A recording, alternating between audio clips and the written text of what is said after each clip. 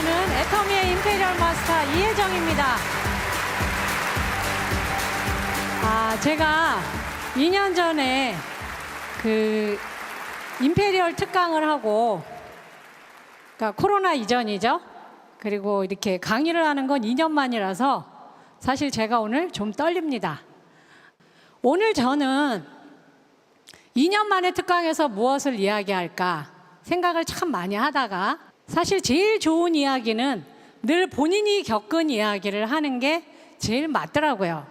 그래서 저는 제가 에이전트부터 시작을 해서 임페리얼이 되기까지 겪었던 저의 이야기를 여러분들에게 들려드리려고 합니다. 강의를 하기 전에 제 소개를 잠깐 드리자면, 저는 좀 전에 우리 81세 크라운 마스터님 보셨죠? 네, 제가 또 가슴이 뜁니다. 왜냐하면 제가 올해 환갑이 됐거든요. 그런데 저희 크라운 마스터님에 되면 저는 아직 애기예요. 그래서 앞으로 20년 후에 저는 얼마나 멋진 어른이 돼 있을까, 또 다시 목표를 세워봅니다. 저는 애터미를 하기 전에는 치과 재료를 수입해서 판매하는 일을 20년 했고요.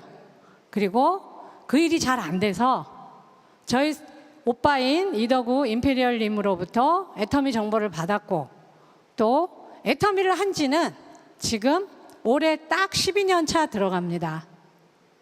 처음에는 안 하려고, 왜냐하면 저한테 정보를 주신 분이 계속 성공하신 분이라면 제가 얼른 들었겠죠.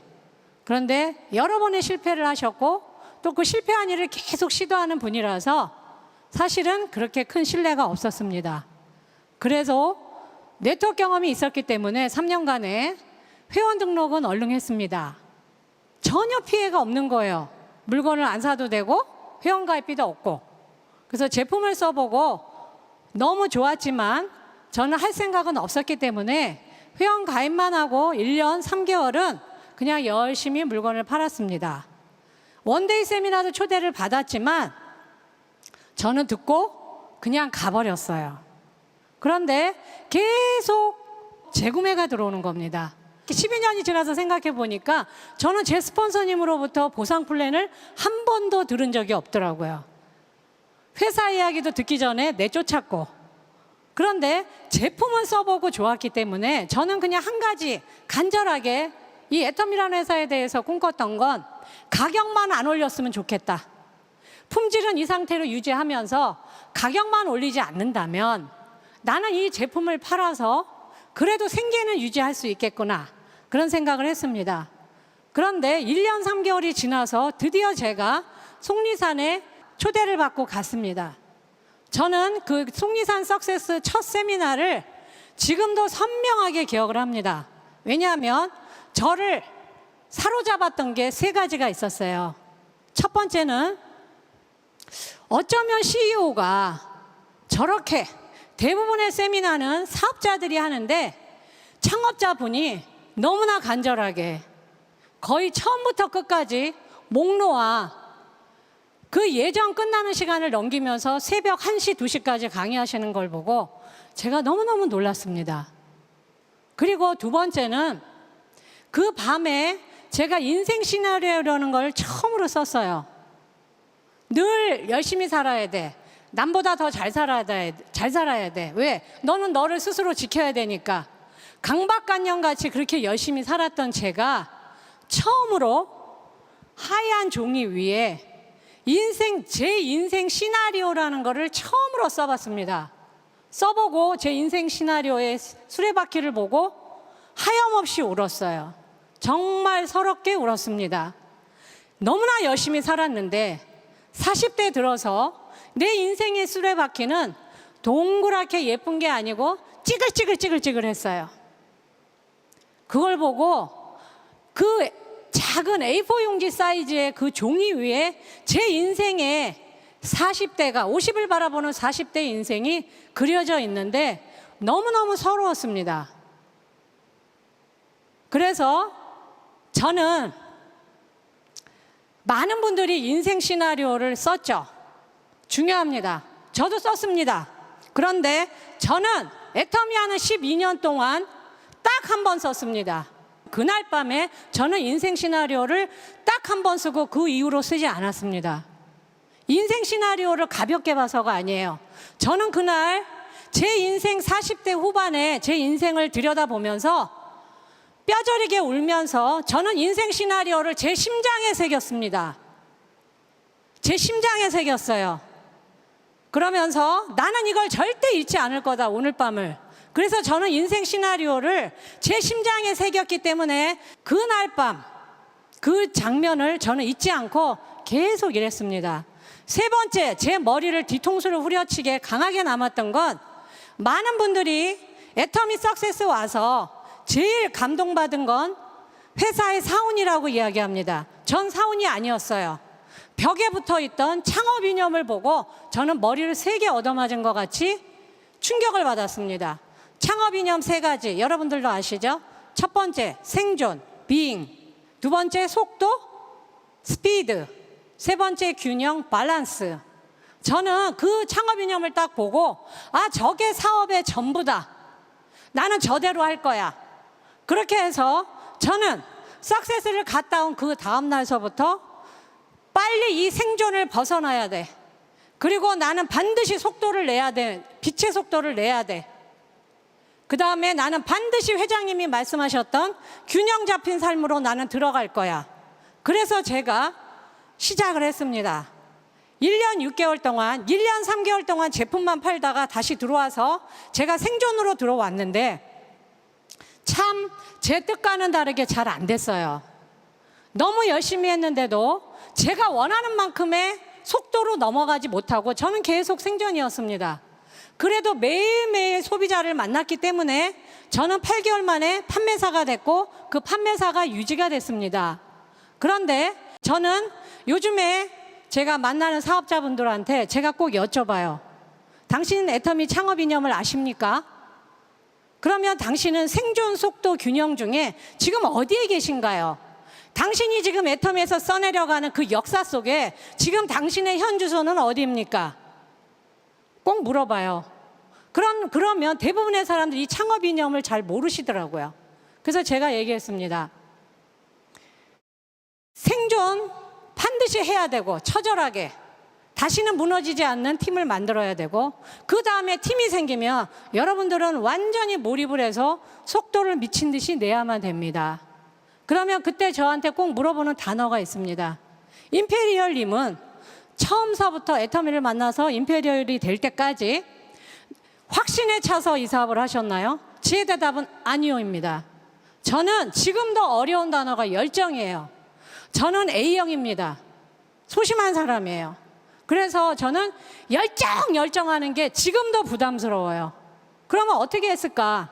저는 책임감, 성실함에 있어서는 그 누구한테도 지지 않는 사람입니다. 저는 저한테 질문하는 모든 애터미 초보자들한테 이야기했습니다. 저는 확신이 아니고요. 저를 움직이게 했던 건 가난이 너무 두려웠습니다. 내가 가난해진다는 건 우리 엄마의 노후가 너무 비참하다는 얘기였고 내가 가장 사랑하는 사람을 그렇게 둘 수는 없다. 저는 제가 늘 새로운 좋은 직업을 못 얻고 말년이 돼서 누군가의 짐이 된다는 게 너무 두려워서 저는 가난이 두려워서 가난이 무서워서 애터미 사업을 미친 듯이 했습니다. 저는 가난의 공포 때문에 열심히 뛰었고 그래서 임페리얼이 됐습니다. 저는 확신이 아니었습니다.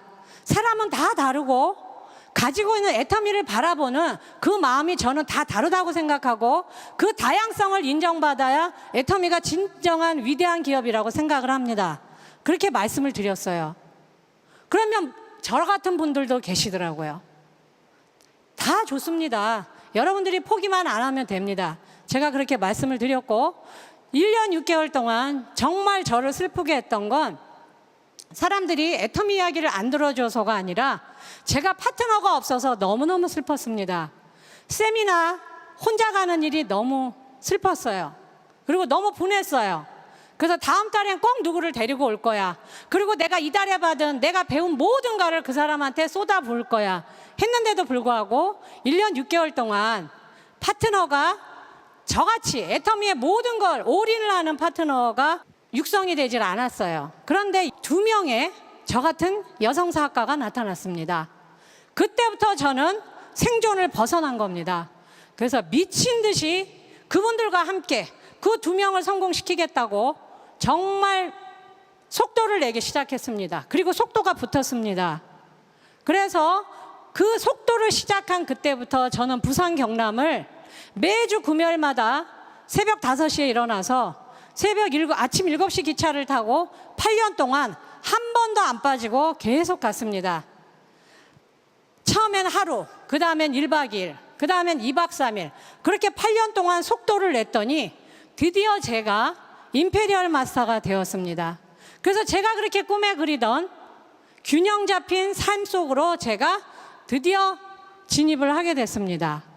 그래서 사랑의 열매에 물론 회장님이 저보다 먼저 100억을 기부하셨죠. 먼저 가신 그 길을 저는 그대로 따라갔습니다. 왜냐고요?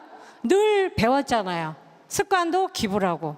그리고 저 돈은 제 것이 아니기 때문에.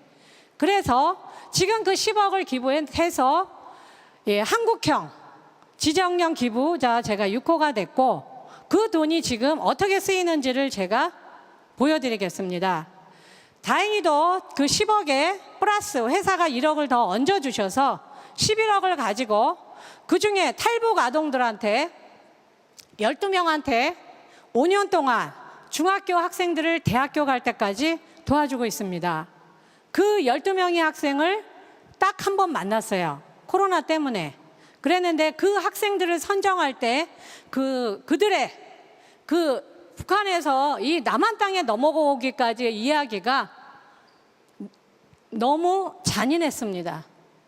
그 어린아이들이 우리 대한민국에서 커나가는 그 우리 청소년들에 비하면 너무나 많은 걸 겪은 거예요. 근데 그들이 낸 지원서, 뽑힌 지원서에 뭐라고 써 있었냐? 한 학생이 아버지는 돌아가셨고 엄마가 이 남한 땅에 오셔서 돈을 열심히 버셔서 이북으로 보내주셨답니다. 그래서 그 돈을 가지고, 그러니까 시어머니죠, 친할머니랑 이 어린 아이가 탈북을 한 겁니다. 중국을 거쳐 동남아를 거쳐서 한국을 왔는데 그 과정에 너무나 많은 폭력이 있었나 봐요. 감옥에서 너무나 많이 맞았대요. 본인은 안 맞았지만 할머니는 이 손녀를 보호하려고 그 할머니가 굉장히 많은 매를 맞았다고 합니다. 그래서 그렇게 해서 한국을 왔는데 어머니는 또 재혼을 하신 거예요. 그 사이에 너무 오래 걸려서. 그래서 지금 자기가 할머니를 모시고 할머니랑 둘이 살고 있다. 그런데 이 할머니가 지금 많이 아프시다. 나는 반드시 이 할머니를 고쳐드리는 의사가 되고 싶다. 그래서 저는 장학금이 필요합니다. 그러면서 그 지원서를 썼어요. 그래서 그 학생들을 바라보면서 제가 안 울려고 참 많이 노력을 했습니다. 그리고 두 번째는 이 한국에 결혼을 해서 오신 다문화 가정의 아이들, 그 아이들이 공부를 해야 되는데, 도서관에 가서 공부를 해야 되는데 책과 이 의자와 책꽂이가 없다고 합니다. 그래서 거기를 지원하는데 7군데에 3년 동안 그 기금이 전달되고 있습니다. 세 번째는 그 각 지역의 아동센터에 그 경기가 어려워지고 코로나가 생기면서 월세와 공과금이 끊겨서 그 공부방 문을 닫아야 된다고 합니다. 그래서 거기를 지원해 줬으면 좋겠다. 그래서 15군데에 3년 동안 지원을 합니다. 그래서 총 3군데에 11억의 돈이 쓰이고 있습니다. 그리고 그게 가능했던 건 애터미 회원들이 열심히 일하신 그 일부분이 저한테 와서 제가 그런 일을 하는데 도움이 된 겁니다. 여러분들 감사합니다.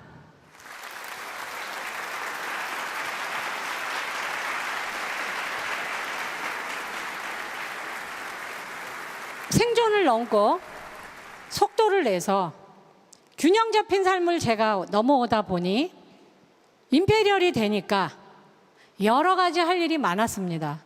제일 첫 번째 한 게 그 일이었고요. 두 번째는 2달 전에 본사에서 연락이 왔습니다. 1억을 드릴 테니 지금 현재 7명의 임페리얼 분들한테 1억을 드릴 테니 기부를 하세요. 그런데 여러분이 원하시는 곳에 하세요. 그래서 제가 1초도 생각 안 하고 베이비박스에 제가 기부를 하고 싶다고 했습니다. 도울 곳이 너무 많은데 제가 그 베이비박스는 늘 마음속에 생각을 하고 있었는데 제가 그걸 잊어먹고 있었는데 어떤 신문에서 그 베이비박스를 운영하시는 이종락 목사님께서 인터뷰를 한 거예요. 근데 그분이 한 인터뷰 내용 중에 딱 한 문장이 또 제 마음을 뒤흔들었습니다. 베이비박스에 놓여진 아가들 불쌍하게 보지 마세요. 이 아이들은 버려진 게 아니고 지켜진 겁니다. 그런데 그 기사를 읽은 지 얼마 안 돼서 본사에서 전화가 온 겁니다. 정말 기적같이. 그래서 제가 베이비박스에 기부하겠다고 했고 베이비박스에 기부하면서 또 동영상을 찍었습니다. 그럼 지금부터 여러분 베이비박스 동영상을 보시겠습니다.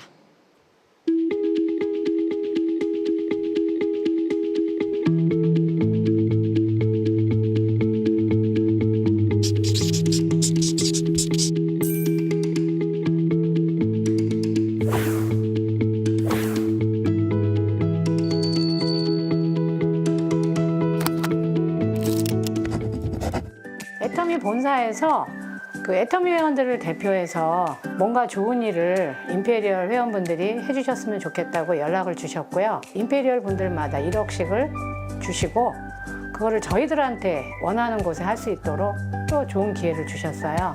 그래서 회원들을 대표해서 제가 이곳에 오게 됐습니다. 안녕하세요. 안녕하세요. 처음 뵙겠습니다. 반갑습니다. 반갑습니다. 네. 전 주사람 공동체, 장애인 공동체와 그 베이비박스 아이들, 또 미혼모들의 공동체 아버지입니다. 근데 그 목사님 그 문장 한마디 버려진 게 아니다. 네. 그 불쌍하게 보지 마라. 그 문장을 딱 들으면서 제가 얼마나 편견에 사로잡힌 인간인지 알았거든요. 이 전국적으로 이 아이들이 이 베이비박스까지 오는 것은 버려진 아이가 아니에요. 네. 엄마의 그 본능으로 이 아이만큼은 살려야 되겠다는 이 마음으로 자기는 죽을 고생을 다 하면서 여기까지 데려온 거거든요. 예, 영육의 생명을 살리는 그 일에 드미가 이렇게 큰 일을 하시는 거 보고 또 감동을 좀 받았습니다. 감동을 받고.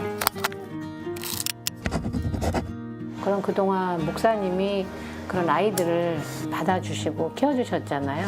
그러면 지금까지 세월 동안 그 베이비박스에 보호받은 아이들은 1,860명 이렇게 보호를 받았어요. 네. 제가 작년에 이제 엄마를 요양병원에 이제 모시지 않고 이제 집에서 모시고 있거든요. 네네. 이제 엄마가 아기가 된 거죠. 네네. 그러면서 제가 간병을 하면서 배운 게 효도도 사랑이 있어야 되고 돌볼 시간이 있어야 되고 돈이 있어야 되더라고요. 이 사랑하고 시간하고 돈이 없으면 그 생명을 지켜낼 수가 없더라고요. 목사님의 그 몇십 년 세월을 이렇게 짧은 시간 안에 저희가 그렇죠. 가늠은 못하겠지만 아마 애터미 회원들한테 오늘 이렇게 짧은 만남이지만 아마 굉장히 많은 울림이 있을 거고요. 각자의 위치에서 그 어린 생명들 그리고 그렇죠. 또 그 아이를 낳은 엄마들을 편견으로 바라보지 않고 그냥 엄마로서 네. 예, 바라보는 분들이 늘어날 것 같습니다.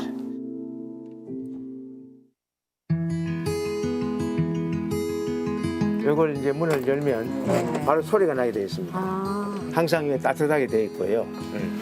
그러네요. 따뜻하네요. 네. 여기 이제 카메라가 있습니다. 네네. 카메라가 있어서 이게 들어오는 걸 확인할 수가 있고요. 네. 자, 여기가 이제 애기들이 보호받는 곳이거든요. 아이고 이뻐라. 너는 잘 온 거야. 좋은 엄마 아빠 만날 거야. 아프지 말고. 드립니다. 감사합니다. 고맙습니다. 감사합니다. 네. 화이팅!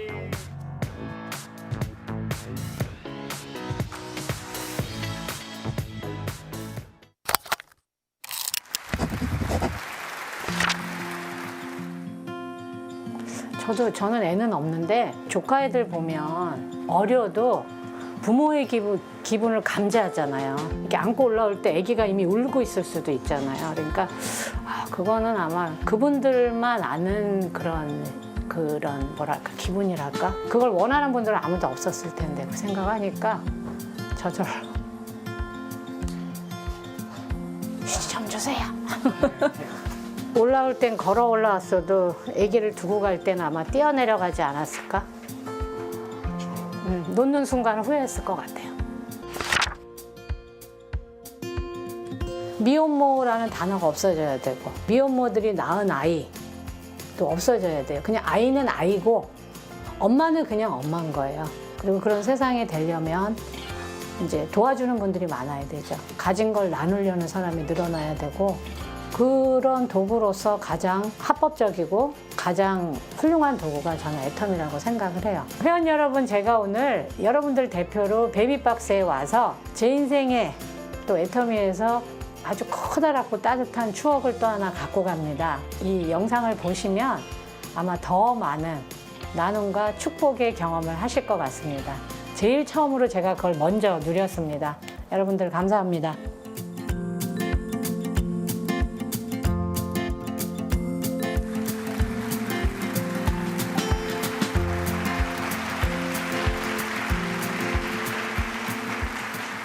여러분 잘 보셨나요? 네. 애터미는 이런 회사입니다. 회장님뿐만이 아니라 성공하신 분들도 끊임없이 사회의 구석구석, 손길이 안 닿는 곳에 손길을 내밉니다. 저는 우리가 애터미 아세요? 애터미 제품 써보셨나요? 그 얘기를 꺼내는 것 자체가 누군가한테 전하는 인사고 누군가한테 전하는 위로라고 생각을 합니다. 저는 그 코로나 때문에 사실 아이들 얼굴은 볼 수가 없고 이렇게 창으로 봤어요. 그래서 이 아이들이 꼭 좋은 부모를 만났으면 좋겠다. 그 생각을 하면서 제가 왜 그 아이들이 꼭 제가 초기에 애터미를 할 때 꼭 저를 보는 것 같았어요. 그러면서 깨달았습니다.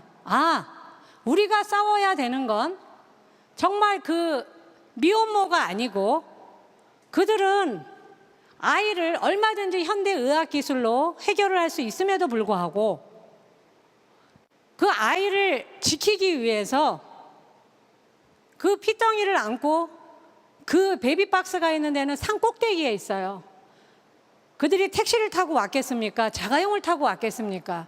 그리고 제일 어렸던 여자는 중학생이었답니다. 제주도에서 그 아이를 낳았는데 아이가 주민등록증 번호가 없어서 비행기를 타고 올 수가 없어서 배를 타고 왔대요. 그러니 온몸이 얼마나 많이 아팠겠어요. 그런데도 그 아이를 살리겠다는 일념 하나로 그 아이를 안고 그 산길을 올라온 거예요. 저 밑에서부터 꼭대기까지. 그리고 우리 아이 살려주세요 하고 맡기고 그냥 혼절했답니다. 그 어린 여학생이. 근데 그 이야기를 듣는데 어쩌면 우리가 잘 알지도 못하면서 분명히 공부를 못했을 거야. 혹은 엄마 아버지가 아이를 잘 못 돌봤을 거야. 그런 편견을 가지고 얼마나 그 편견으로 많은 사람들을 해치는가를 제가 그날 알았어요. 다시 한번. 그리고 많은 반성을 했고 또한 우리가 싸워 나가야 될 건 세상의 편견입니다. 많은 사람들이 우리를 보고 그러겠죠. 이제 갈 때까지 간 거야. 네트워크를 하는 아이들은 돌봄을 잘 못 볼 거야. 네트워크를 하는 주부는 살림을 잘 못할 거야. 부모님들을 잘 건사하지 못할 거야. 우리가 그런가요? 그러지 않잖아요. 똑같이 우리도 그 아이기처럼 우리도 그 편견을 향해서 용감히 맞서야 한다는 생각을 제가 했습니다. 제가 임페리얼이 되고 나서 11억을 기부했고 또 요번과 같이 베이비박스를 기부를 하는 그런 평범한 사람은 애터미를 안 했다면 절대 못 누렸을 그 영광스러운 순간을 2번 느꼈고요. 또 한 번의 중요한 일이 제 인생에 있었습니다. 저희 어머니입니다. 엄마가 제가 임페리얼이 되고 나서 딱 1년 만에 쓰러지셨어요. 네, 저희 엄마입니다. 다시는 저 시절로 돌아갈 수 없어요. 엄마가 넘어지시면서 고관절골절이 되면서 급속스럽게 치매가 진행이 되면서 엄마가 저를 못 알아보세요. 어떤 날은 알아보시고 어떤 날은 못 알아보십니다. 저 사진은 제가 가장 아끼는 사진입니다. 왜냐하면 엄마가 건강했을 모습의 마지막 모습입니다. 그런데 엄마가 아프시면서 폐렴 증세가 심해지면서 저는 폐렴이 그렇게 무서운 건 줄 몰랐어요. 응급실을 8번을 왔다 갔다 하고 그 폐렴 증세가 코로나랑 비슷하다고 응급실 문턱도 밟을 수가 없었습니다. 그래서 응급실 앞에서 밤을 새우면서 입원이 안 돼서 발을 동동 구를 때 제가 애터미를 하면서 딱 한 번 후회했습니다. 후회한 적이 단 한 번도 없었는데 엄마를 살리려는 병실 앞에서는 제가 후회했어요. 애터미를 좀 덜 할 걸. 임페리얼 좀 천천히 가도 되는데 엄마하고 시간을 더 보낼 걸. 너무너무 후회했습니다. 그런데 그 후회가 짧았습니다. 왜냐하면 그래도 저희 어머니는 현재 집에 계십니다. 콧줄을 꽂고 있고 산소호흡기를 꽂고 있고 현재 엄마는 입으로 아무것도 드실 수가 없어요. 그리고 가래가 차면, 목에 차면 호흡이 안 돼서 석션까지 해야 됩니다. 저희 집은 작은 병원이에요. 병원에 갈 때마다 의사 선생님이 그러셨어요. 이걸 집에서 어떻게 해결합니까? 빨리 요양병원으로 보내세요.